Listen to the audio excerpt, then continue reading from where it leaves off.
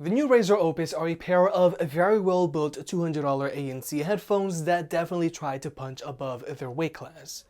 And it's obvious that Razer modeled their new Opus on the Sony 1000XM3s.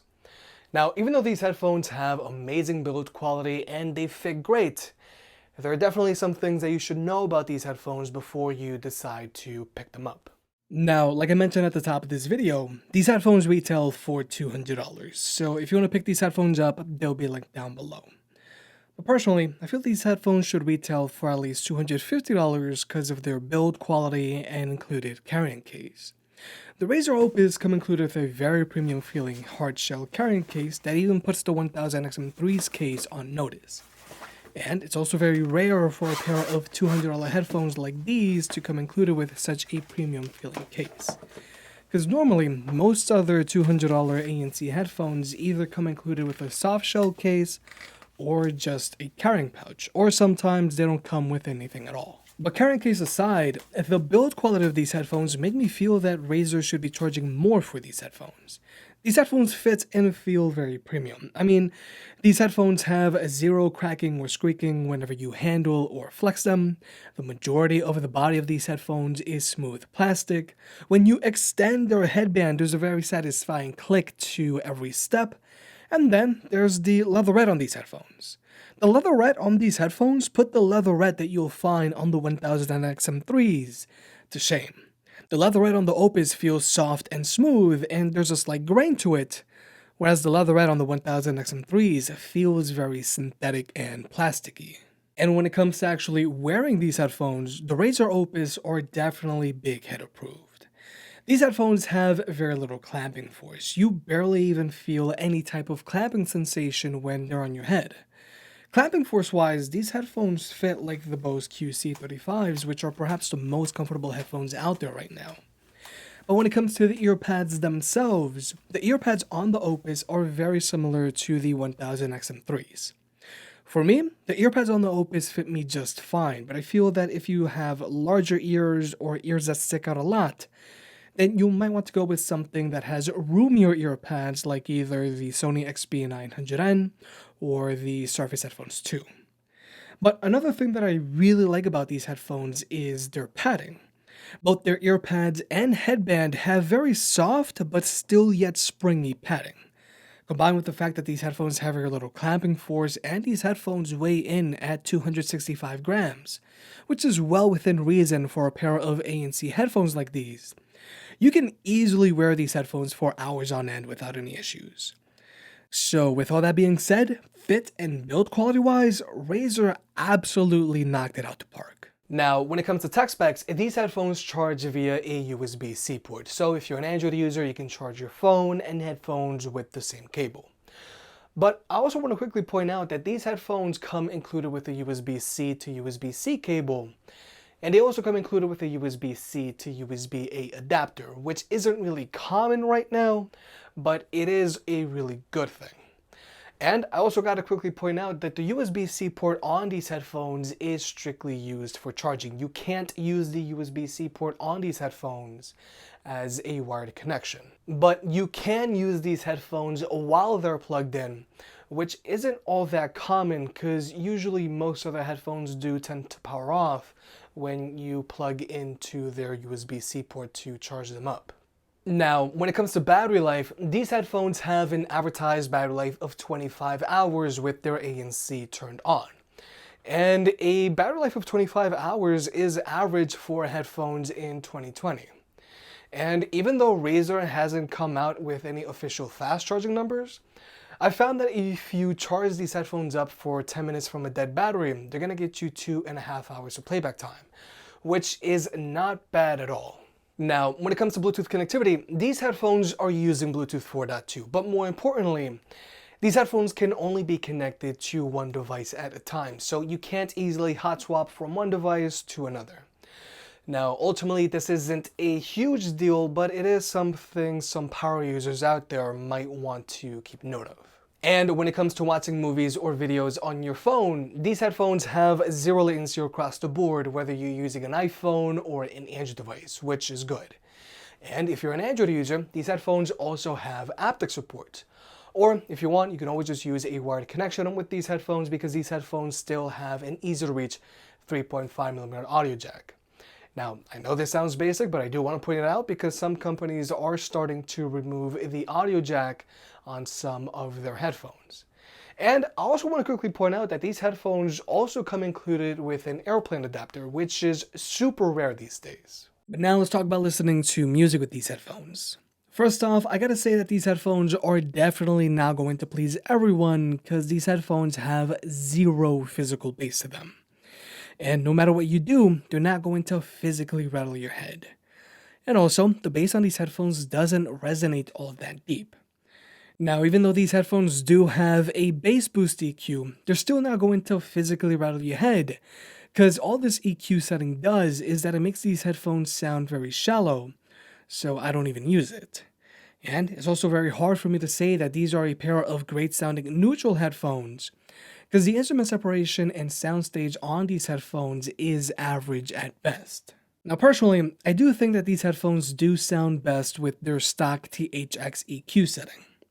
While in their stock THX EQ, these headphones sound very balanced with strong mids, but I do feel the highs are a bit too much, and they can get a little ear piercing on rare occasion. Overall, I think these headphones sound fine with their stock EQ, but I wish the bass on these headphones had some kind of physicality to them. But something that's very important to keep in mind about these headphones is that even though they do have an app and they do have a few EQ settings to choose from, you can't manually adjust any of their EQs. So overall, I feel these headphones sound decent enough, and performance-wise, they don't distort at higher volumes, and the bass on these headphones doesn't bottom out, because these headphones barely have any bass to begin with. But I just wish these headphones had some kind of physicality to them. And I know a lot of people are going to think that these headphones just sound very flat. But now let's talk about the active noise cancellation on these headphones. These $200 entry-level headphones block out almost as much noise as the Sony 1000XM3s, which is really impressive for a pair of headphones of this price point. But so that you can see for yourself, we're going to jump into an ANC test.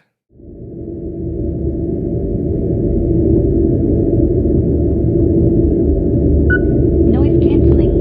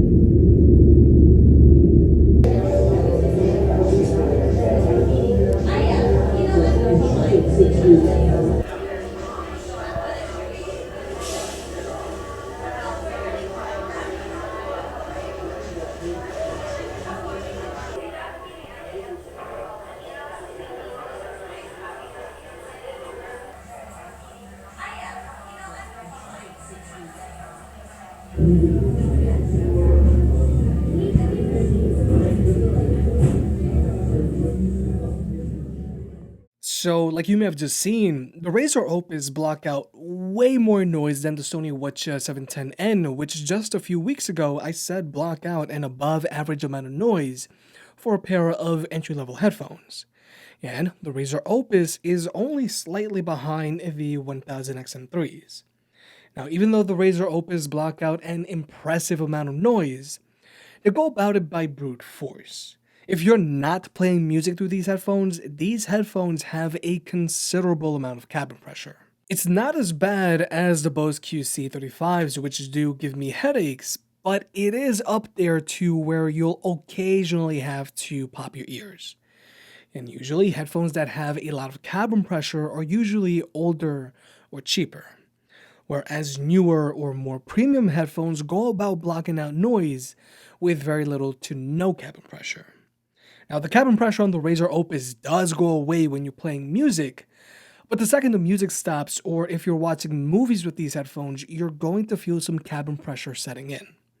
So even though these headphones do block out an above average amount of noise for entry-level headphones, They also have an above average amount of cabin pressure for headphones getting released in 2020. But now let's talk about the ambient mode on these headphones. They don't actually have one, but I think they were supposed to. They have this NC/ambient button, and Razer makes a reference to an ambient awareness mode on their site. But then in their user manual, they only talk about a quick attention mode where if you hold down this button, the headphones will lower the volume of your music and pump in all of the ambient sound around you, like this.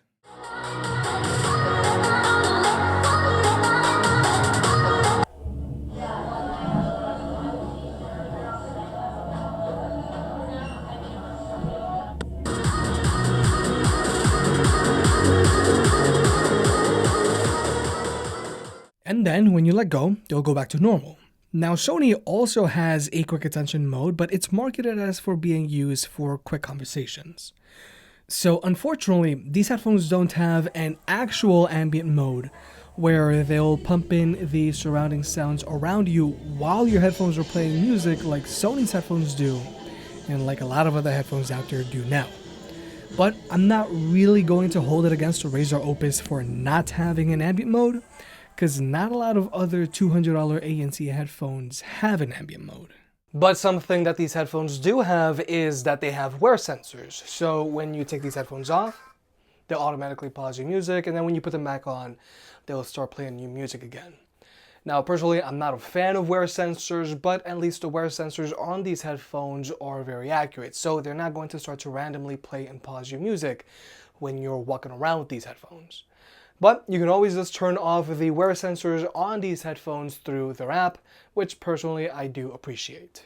And finally, here's the microphone test. And personally, I'm not all that impressed by the microphone on the Razer Opus because my voice sounds very far away and it still sounds very muffled, and this microphone really isn't doing all that much to block out that AC unit. And unfortunately, even if we were to switch over to the more premium Sony 1000XM3s, things really don't get all that much better because these headphones do notoriously sound very muffled. But overall, the Razer Opus knocks it out the park when it comes to value, fit, and build quality. These headphones come included with a very premium hard shell carrying case, making them great for traveling. These headphones have amazing build quality because they're very sturdy, and the leatherette on these headphones feels very good. And you can wear these headphones for hours on end without any issues, thanks to their very minimal clamping force and very soft padding. And these headphones also have decent battery life. But when it comes to their sound, I'm not the biggest fan. First off, like I said, these headphones have zero physical bass to them. So I feel a lot of people are already not going to like that because I know a lot of people like to physically feel their music. Now, even though these headphones do block out a lot of noise, especially for $200 headphones, they go about it by brute force. So they do have a considerable amount of cabin pressure if you're not playing music through these headphones. So for that reason, I only use the ANC on these headphones when I have to. So build quality wise, these headphones are great, but performance wise, these headphones are so-so. If you made it this far, I guess you enjoyed the video, so hit that like button and get subscribed. It helps out more than you realize. If you want to pick any other products up mentioned in this video, those will be linked in the description down below, and you can also support the channel by checking out the merch store. But other than that, I'll catch you next time.